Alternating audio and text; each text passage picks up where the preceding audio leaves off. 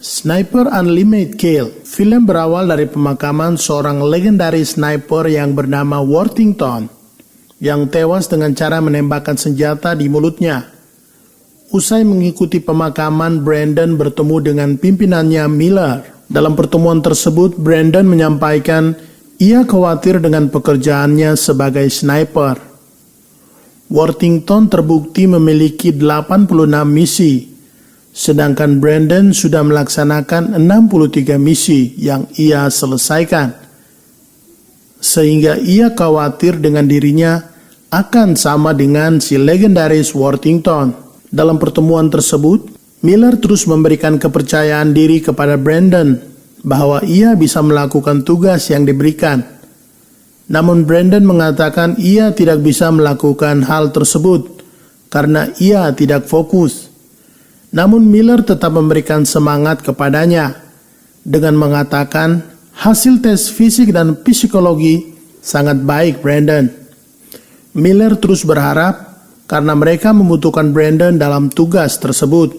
Akhirnya Brandon bertanya di mana dan Miller mengatakan tempatnya di Bogota, Kolombia.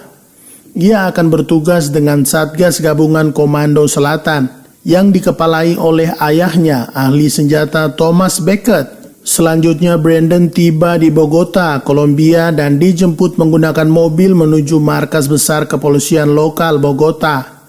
Setibanya di kantor kepolisian, Brandon langsung disapa Santiago yang ditugaskan menjadi pengamat Brandon saat bertugas nanti. Selanjutnya Brandon bertemu dengan Kapten Garza sebagai pemimpin Satgas Anti Narkoba di Kolombia.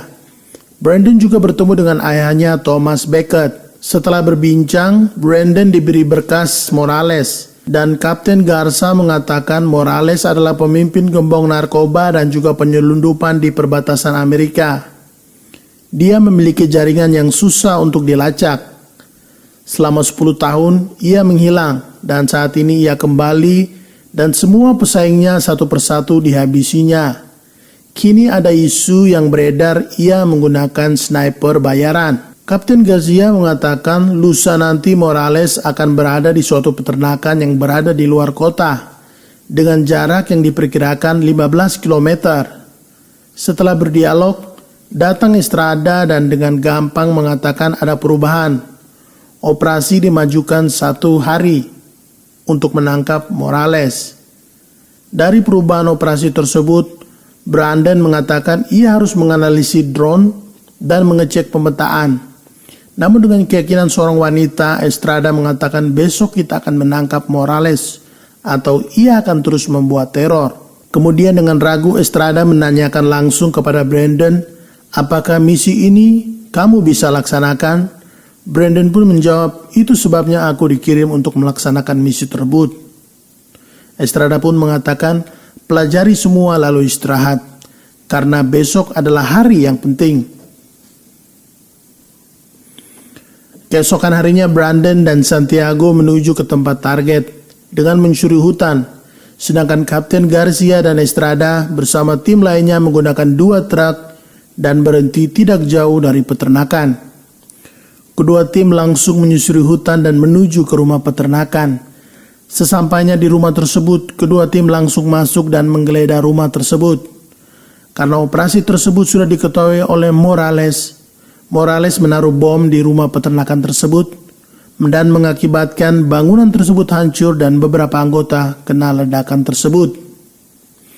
Kapten Garcia yang terkena ledakan tersebut berusaha berdiri dan Estrada mencoba menolongnya.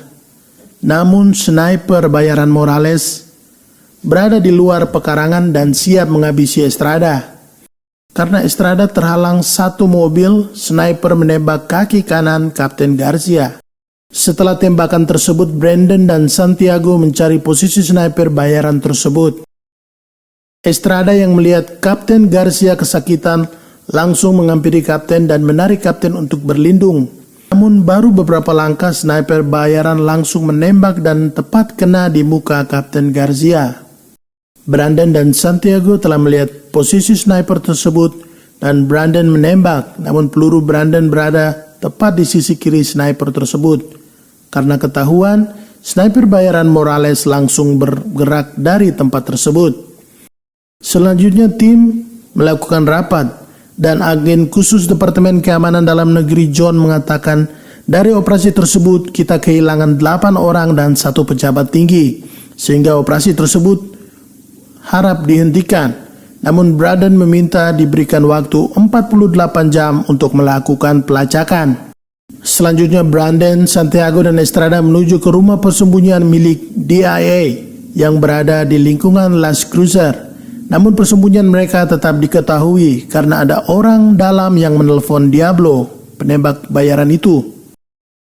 Selanjutnya Diablo mengintai rumah yang ditinggal Brandon dan pengintaian tersebut diketahui oleh Santiago yang juga bertugas mengintai pergerakan di setiap gedung. Brandon pun keluar dan bersiap. Kedua sniper sudah saling melihat satu sama lain dan Brandon menembak Diablo. Kemudian Diablo membalas menembak Brandon. Brandon lompat dan menghindar ke suatu ruangan dan Brandon seolah-olah terkena tembakan dari Diablo.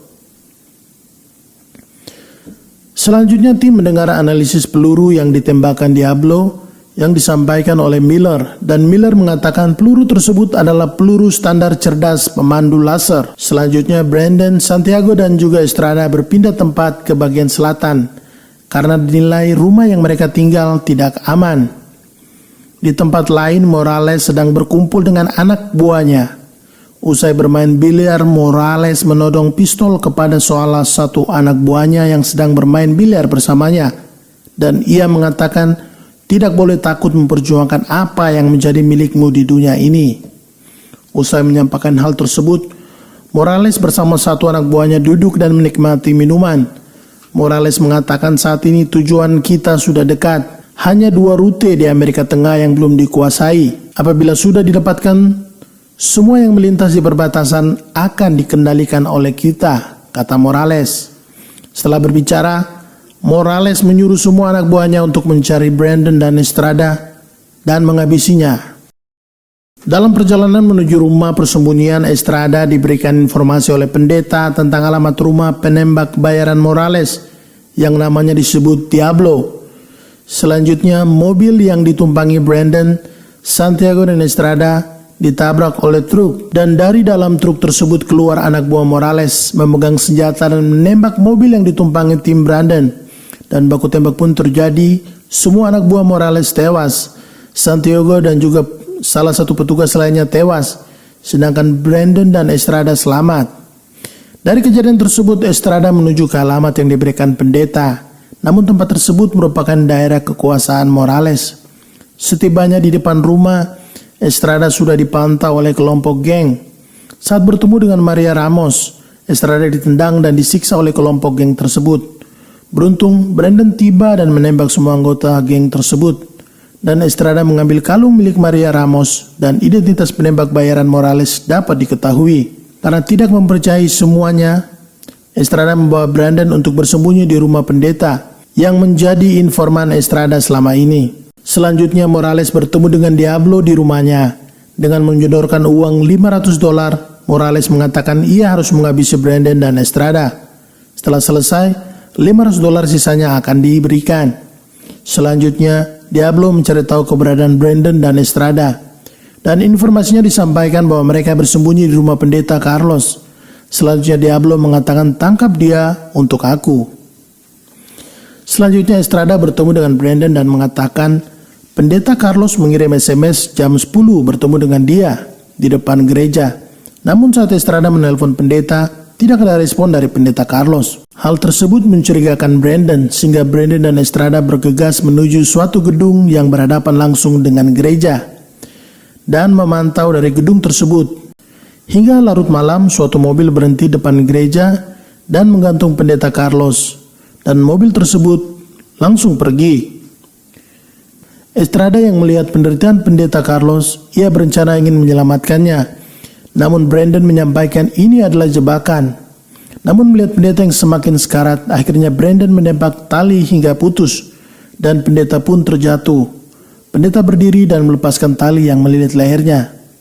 Tembakan si Brandon akhirnya membuat Diablo mengetahui persembunyiannya Dan Diablo pun menembak Brandon dan Estrada, namun mereka berdua bisa menghindar dan bersembunyi di balik dinding, sedangkan pendeta Carlos langsung dihabisi oleh Diablo.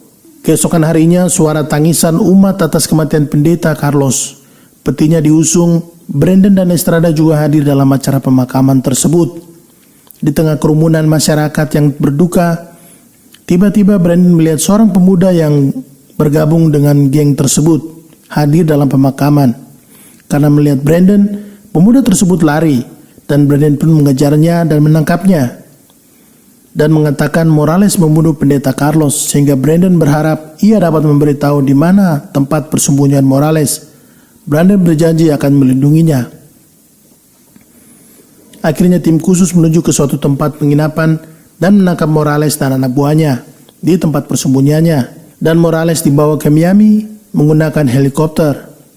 Selain Morales, Diablo penembak bayaran Morales juga ke Miami dan menyiapkan senjata serta persembunyian untuk menghabisi Morales. Di sisi lain, Brandon, Estrada, Miller, dan Brackett juga mengatur strategi dengan melihat peta lokasi.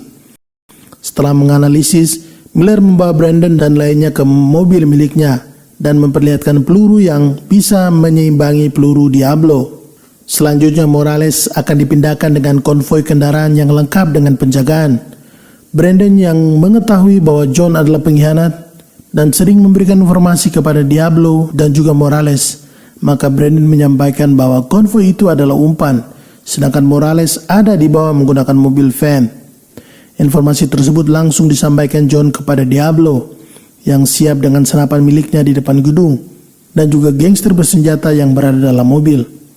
Selanjutnya, konvoi mobil dengan pengawalan ketat berjalan aman, dan satu mobil van warna putih keluar dari markas dan berjalan perlahan, dan diikuti oleh mobil gangster dengan senjata lengkap serta berada dalam pantauan Diablo. Setelah mobil mendekat, Diablo menembak mobil van tersebut dan mobil tersebut berhenti.